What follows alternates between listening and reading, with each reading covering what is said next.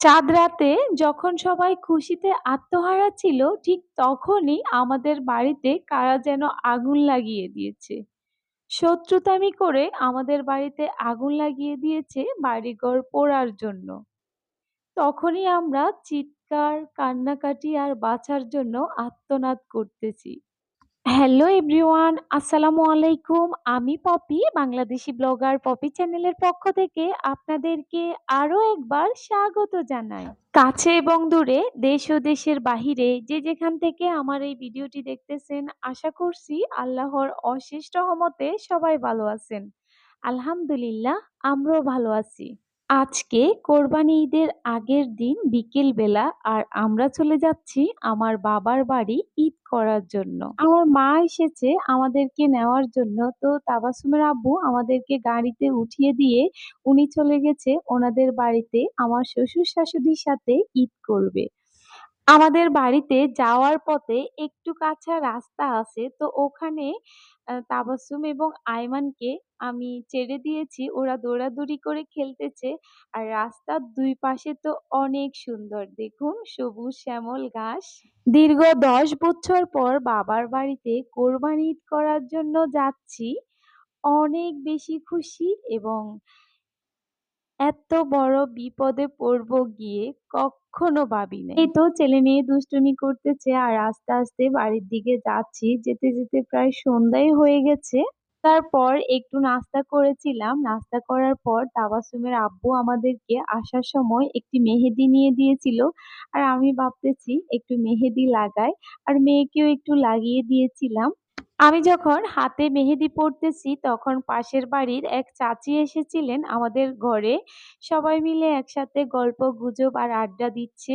ঠিক সেই সময় চাচি হঠাৎ করে জানালা খুলতেই দেখে আগুন। আর উনি তো চিৎকার করার সাথে সাথে আমরা কি করব না করব কিচ্ছুই বুঝতেছি না। আমরা আগুন দেখেই তো আমাদের গা হাত পা কেঁপে, আমরা কি করব, কিসে থেকে আগুন ধরছে কিচ্ছুই বুঝতেছি না।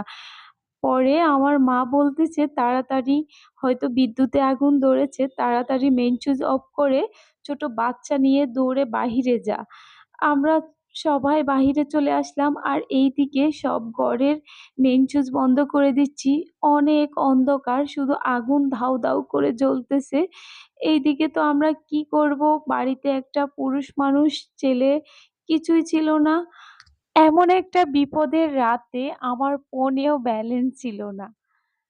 আমি যে কাউকে কল দেব এটা আমি পারতেছি না। তাবাসসুমের আব্বু বলেছিল আমার ফোনে টাকা রিচার্জ করে দিবে, কিন্তু হয়তো উনি ভুলে গিয়েছে বা একটু পরে দিবে। কিন্তু ওই সময় যে আমাদের কত প্রয়োজন ছিল, আসলে বলে বোঝানো যাবে না কি এমন একটা রাত গেছে আমাদের।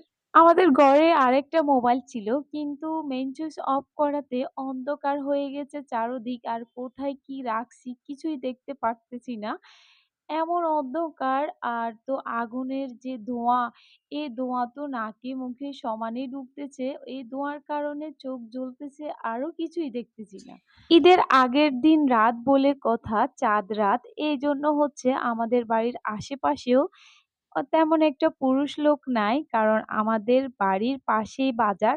সবাই বাজারে চলে গিয়েছে, বাজার থেকে আসবে একটু লেট করে যেহেতু চাঁদ রাত। এখন কি করার, আগুন তো নিভাতে হবে। তো বাড়ির সব মহিলা মানুষ, আমার চাচি, আমার মা তো আগুনের উপরে উঠে গেছে। একটা ওই যে আহ ভাড়ায় দেখেন, আমার মাকে একটু একটু দেখা যাচ্ছে। ও আমি তো চিৎকার করতেছি, আমি চিৎকার করতে করতে আমার গলার অবস্থা এখন আরো খারাপ হয়ে গেছে। কয়দিন আগে তো আমার যেমন ঠান্ডা লেগেছিল বা কাশি ছিল, তো এখন আবার চিৎকার করতে করতে আমার গলার অবস্থা একেবারেই খারাপ। তারপরও আমিও কিন্তু আয়মানকে কোলে নিয়ে, হাতে মোবাইল নিয়ে পুকুর থেকে বালতি বালতি অনেকগুলো পানি এনে দিয়েছিলাম ওনাদেরকে।